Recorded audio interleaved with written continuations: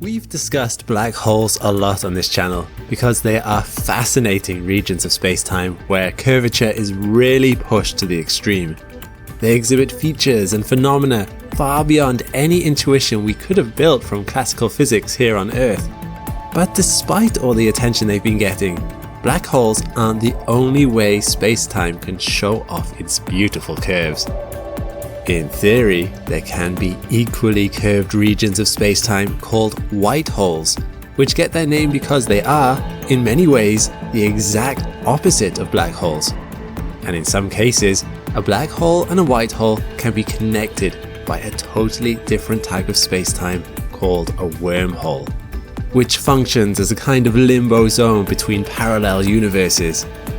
If you've heard of space travel through wormholes and thought it wasn't more than just a fancy sci-fi invention, I don't blame you. After all, even though these regions are possible in theory, there isn't any evidence that white holes or wormholes actually exist in our universe. But 100 years ago, it was black holes that were purely theoretical. And now, we think there are literally billions of them out there for our telescopes to see. So, in this video, we're going to try to answer 3 questions for you. Just what are these other holes that we can have in space-time? Should we have our hopes up that they might be more than science fiction? And what do they look like if they are real?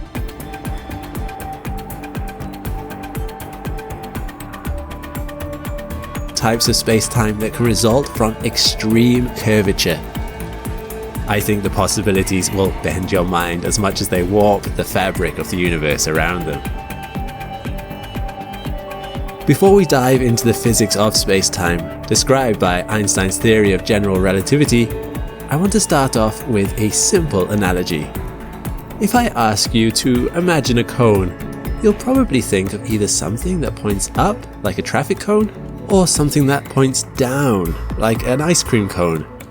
These are what we think of as cones in the real world. But if you write down the most general mathematical equation for a cone and try graphing it, you'll get something that looks like 2 cones glued together. You see, a mathematical cone has 2 halves, one that points up and one that points down, connected at their tips. And what we think of as cones in the real world are actually just chopped up pieces of the full mathematical cone. Black holes are exactly the same way. Let me explain. Many of the black holes we see in the universe are remnants of massive stars, whose extreme gravity caused them to collapse in on themselves. Once a black hole is created, it becomes permanently separated from the world around it by a spherical barrier known as the event horizon. Anything can fall into the black hole, but nothing, not even light, can come out. This structure of space-time can be neatly summarized in what physicists call a Penrose diagram, which is a way of representing an infinite space-time in a finite drawing.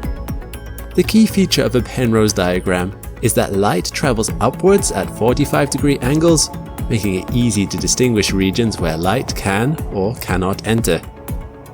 In this diagram, Region 1 is the regular universe, containing the original star before it turned into a black hole, and everything outside it, from the infinite past to the infinite future. Region 2 is the black hole, and is separated from the rest of the universe by its event horizon. You can see how it's easy for light to enter the black hole, Region 2, but it's impossible for light to exit. It will inevitably hit the singularity instead. The same holds true for ordinary matter, which moves slower than light, and so in this diagram can only travel upwards at angles steeper than 45 degrees.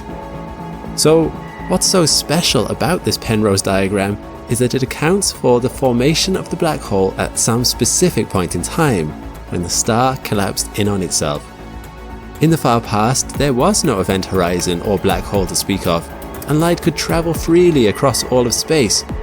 But while this diagram represents the kind of black hole we're used to seeing in the real world, it's only one piece of the full mathematical description of black holes in general relativity. In other words, it is the lone ice cream cone of black hole diagrams. So, what happens if we forget the real world and imagine an ideal black hole with an infinite past, leaving behind the baggage of collapsing stars and everything else in the physical universe? What is the black hole analog of the full mathematical cone?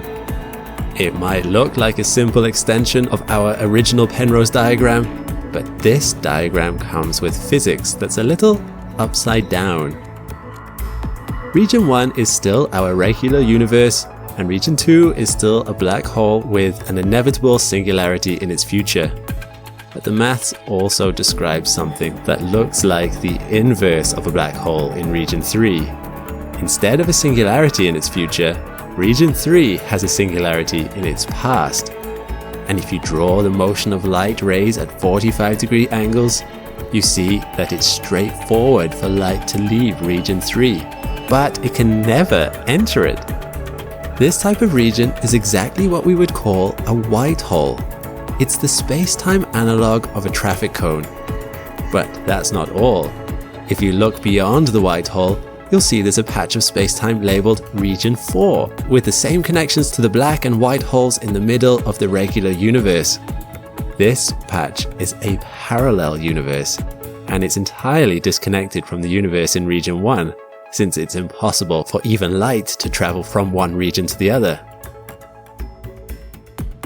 The upshot of all this is that the same mathematical equation describing the regular universe and the black hole also describes the parallel universe and the white hole. This doesn't mean that every black hole comes attached to a white hole though. Just like with cones, the real universe can contain chopped up pieces of the full mathematical solution. But this does mean that even if white holes are less common than their black hole counterparts, or even if there aren't any white holes connected to our universe at all, it doesn't make them any less scientific, in the sense that they are equally consistent with the laws of physics. In our analogy, if you imagine that ice cream cones remain extremely popular, while traffic cones become difficult to produce and are phased out of existence, that doesn't make the idea of a traffic cone any less real. This is more or less the status of white holes today. The notion of a white hole makes perfect sense, but it's possible that any white holes that existed in the past were unstable and were similarly phased out of existence. If you're wondering whether there could be some more stable white holes that have just escaped our sight, you're not the only one. And you should stick around for when we talk about the tiniest possible white holes in just a few minutes. But first, I want to make sure we're not leaving anyone hanging. I promised you wormholes, I promised you parallel universes that are actually connected to each other. So buckle up, because we're about to go to a whole new level of warped space-time. The no-hair theorem says that a black hole can have up to 3 intrinsic properties: mass, charge, and spin. But the Penrose diagram I showed you only described the simplest kind of black hole, which was electrically neutral and completely stationary. The diagrams for charged or spinning black holes are much more complicated, but they're also much more exciting because they completely alter our understanding of singularities, and they give rise to new and fascinating regions of space-time. Let's have a look at the Penrose diagram for a spinning black hole as an example. Instead of 4 distinct regions of space-time, there are now 8 types of regions that repeat themselves in an infinite pattern of universes. Region 1 through 4 are the same ones we saw before. These are the regular universe, the black hole, the white hole, and the parallel universe. But now that the black hole is spinning, its geometry no longer has an unavoidable singularity in its future, and the white hole similarly loses the singularity that existed in its past. So what actually happens after you cross the event horizon of a spinning black hole? At first, you'll be drawn towards the center of the black hole just like you'd expect. But eventually, you'll cross a threshold known as the inner horizon, beyond which the geometry of space-time unwarps and lets you stop yourself from falling even deeper. In these innermost regions, marked 5 and 7, you can float freely towards or away from the center of the black hole. You could even touch the singularity if you wanted to, though I wouldn't recommend it. Here in these innermost regions of a curved, rotating space-time, you are officially in a wormhole. And if it weren't for the fact that you are permanently separated from everyone who stayed in Region 1, this would have been the perfect time for you to brag about your wild space adventures. At this point, you're also faced with a bit of a fork in the road. One option is to keep moving inward and go around the singularity, which takes the shape of a ring instead of a point for spinning black holes. This path would take you to region 6 or 8 in the diagram. But it's quite possible that the existence of this path is actually a flaw in the predictions of general relativity, rather than a true description of reality. Because going even in a single loop around the singularity can lead to causal paradoxes where you visit your own past. A safer bet would be to turn around and move outwards, crossing back into the inner horizon that you just came out of. This would take you into region 3, a white hole, which would then carry you all the way out to a brand new universe, similar to the structure to the one you started out in originally, but sadly without your friends or family waiting for you. In fact, by the time you get here, your old universe will have already experienced an infinite amount of time. You would be living in a whole new definition of the future. Okay, let's step back into reality. As fun as that journey through the wormhole was in theory, you probably couldn't survive it in practice. And honestly, there's a good chance that the wormhole itself would collapse once you disturbed its space-time. So, how much of this mathematical structure can we expect to see in the real world? Spinning black holes with event horizons appear to be everywhere in the universe, but what goes on inside of them is still largely unknown. There are two main reasons for why physics inside real black holes might be different from what the Penrose diagram would lead you to believe. First, when black holes form from the turbulent collapse of massive stars, some assumptions that went into making the Penrose diagram are violated, like that the black hole existed forever, or that the universe around it is perfectly symmetric and doesn't contain random infalling humans. And second, the theory of general relativity used to construct the Penrose diagram might itself only be approximately correct, breaking down near the singularity where the curvature gets most extreme. So there's a good chance that some predictions of the diagram, especially the most problematic ones involving singularities and time travel paradoxes, aren't real features of a highly curved space-time. But the existence of white holes is more of an open possibility, leaving plenty of room for speculation about how they might come to be and whether they might leave any observational footprints for us to discover. One hypothesis that's recently gained some traction is that a white hole is born whenever a black hole dies. And no, this isn't some magical story of reincarnation or voodoo. It's a genuine attempt to understand the full life cycle of black holes with at least some level of mathematical backing. You see, even an isolated black hole in an otherwise empty space will continuously emit particles known as Hawking radiation, causing it to gradually shrink and lose mass over time. But once the black hole reaches the super tiny Planck mass, just about 20 micrograms, we have no way of predicting what future awaits it, at least not without a full theory of quantum gravity.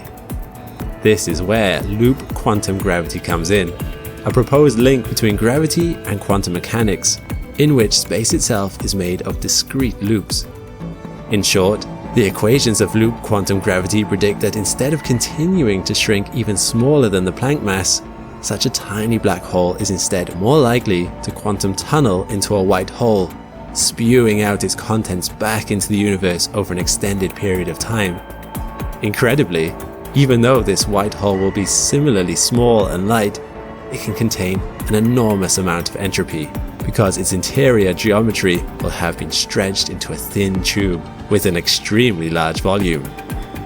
This store of entropy could potentially open a pathway for any information that falls into a black hole to be recovered in the distant future, solving a decades-long problem in theoretical physics known as the information paradox. As the white hole releases this information, it begins to slowly fade out of existence, the space-time around it loses its curvature and its life cycle comes to a close. But before this video comes to a close, let me leave you with one last thought. In general relativity, our whole universe is predicted to have had a singularity in its past, namely 14 billion years ago, at the moment of the Big Bang. In this way, the universe is like an uncharged, stationary white hole. But if loop quantum gravity says that white holes can be born when black holes collapse, could the same be true about the creation of our universe? Could it be that our expanding universe was born from the ashes of an older, contracting space-time? As crazy as this seems, loop quantum gravity says that may well be the case. But there are so many different ideas for how this transition could have happened that we would need a whole new video just to scratch the surface. So if you want to hear more about how the Big Bang could have actually been a big bounce, let us know in the comments below. The history of the universe may hold more surprises yet.